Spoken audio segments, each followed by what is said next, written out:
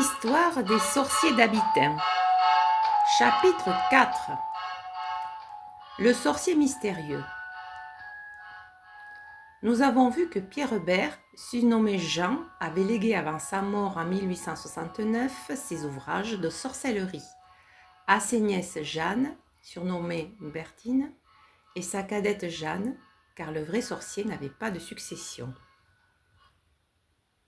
C'est après une période flottante dans les archives qu'entre en scène le personnage de Jean Morat, qu'a connu directement Anna Labarrère, notre informatrice de premier rang. Ce Jean Morat aurait épousé Bertine Bert.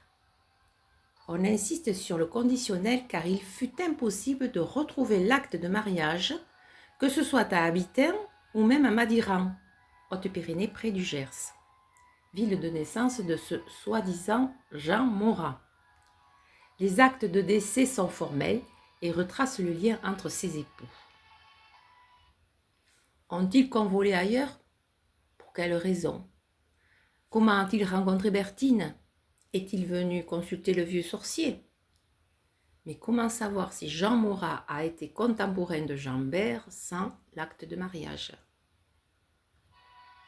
En 1882, la signature du Bigourdan apparaît pour la première fois dans les archives d'Abitun, citée comme témoin du mariage de Jean Cruikshank et Marie Mastoumec.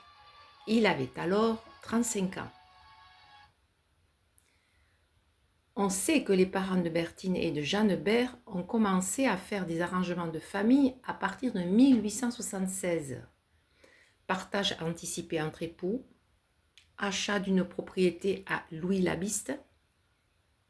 On peut se demander s'ils voulaient doter leur aîné d'une maison suite à son mariage.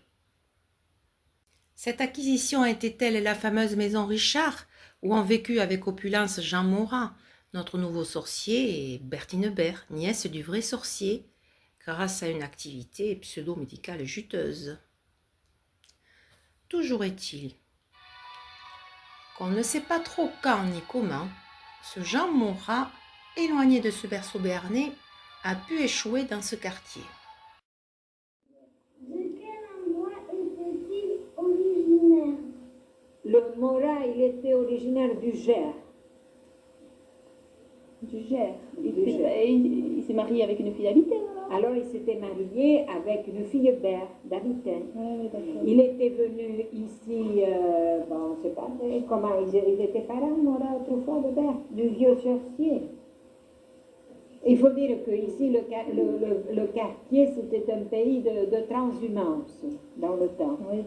Bon, alors, il arrivait des gens un peu de partout, et puis ils allaient dans les maisons, ils s'y fixaient, quoi. Oui, d'accord. Il y avait beaucoup de monde qui allait à Mirail. Autrefois, on y restait 3 jours, 8 jours, 15 jours, comme ça, quoi. Oui.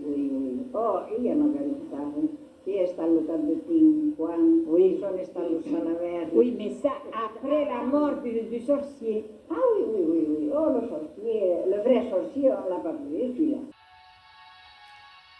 Et le comble de la bizarrerie, c'est que notre homme se signait sur papier Jean Morat, alors qu'officiellement à sa naissance et à sa mort, il était noté Jean Morat. Vraiment curieux pour un sorcier de ne pas connaître précisément son patronyme. Ou alors, voulait-il brouiller les pistes? Il y a bien réussi pour les recherches généalogiques sur le web.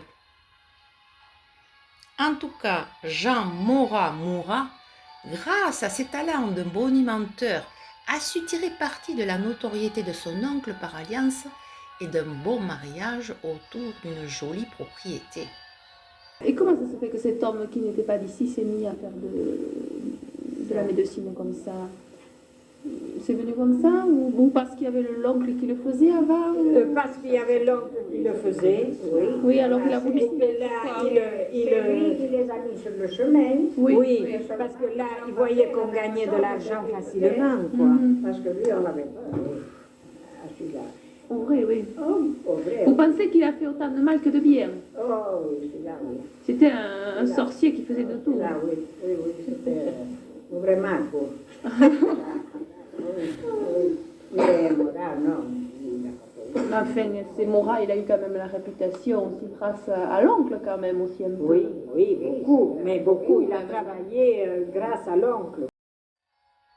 Il ne nous reste qu'à écouter les anecdotes pittoresques des anciennes voisines pour imaginer le profil des personnages ainsi que le train de vie fortuné de la maison Richard, bien exceptionnel en ce début du XXe siècle.